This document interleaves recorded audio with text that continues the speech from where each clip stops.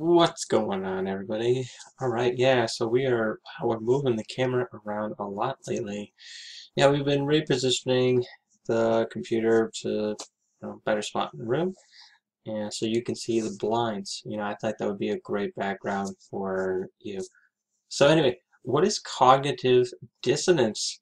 Now, if you haven't heard of the term, I highly suggest you get the book. It's called Win Bigly, and there's a link in the description below where you can get access to that. The book is phenomenal when it comes to persuasion, how people like Donald Trump will, how he persuades people, and you're like, oh, I don't like it already.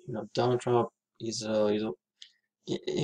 have your opinions about him, but I have my opinions about him, and this is my channel, and if it gets shut down by Google because I say I like Donald Trump, go ahead and do it. So, cognitive dissonance, what the book talks about is when somebody is in a state of biased opinion and they have this belief that they are permanently right about it. And if you give them information that's going to conflict with their personal view, their worldview, and you're actually right about it, um, it will. They immediately forward the conversation into a totally different direction. They create an illusion, according to the book. Cognitive dissonance. When somebody's in a state of cognitive dissonance, you can't actually tell that you're in it in the moment.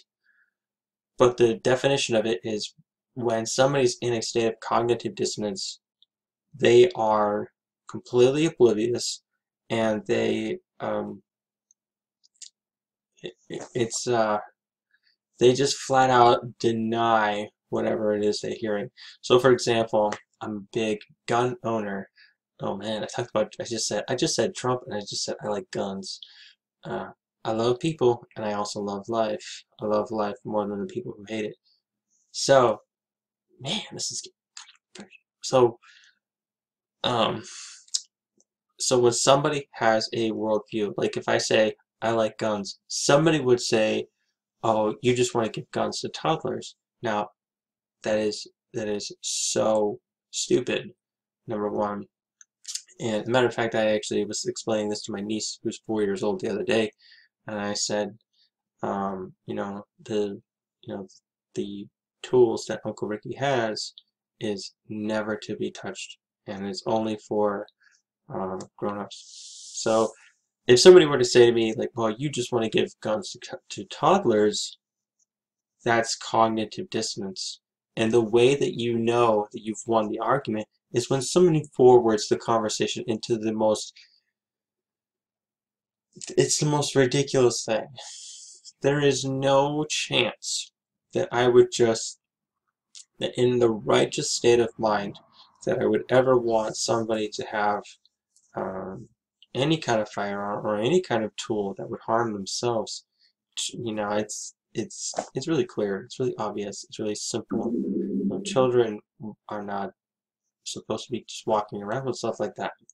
Only the adults are.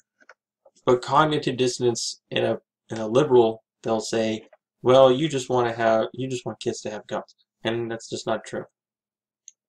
What I'm saying is, I oppose the worldview of that, that handguns are are bad. Tools are not bad. It's always the mindset of the person who uses the tools. People are actually murdered more by hammers than they are of any other weapon. There's people are murdered more by knives and machetes and rocks and other foreign objects. The problem is the way the person thinks, the way that and that's what cognitive dissonance is. When you challenge people and they say, hey, your worldview is wrong, then they immediately go into a state of denying it, and they forward it to oh, well, you're the problem.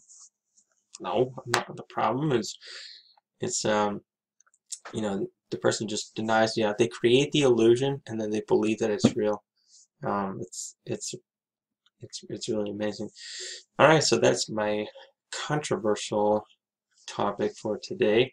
If you like it, hit the like button. If you want to subscribe, hit the subscribe button and the little bell, and you'll get every notification for when I upload another video.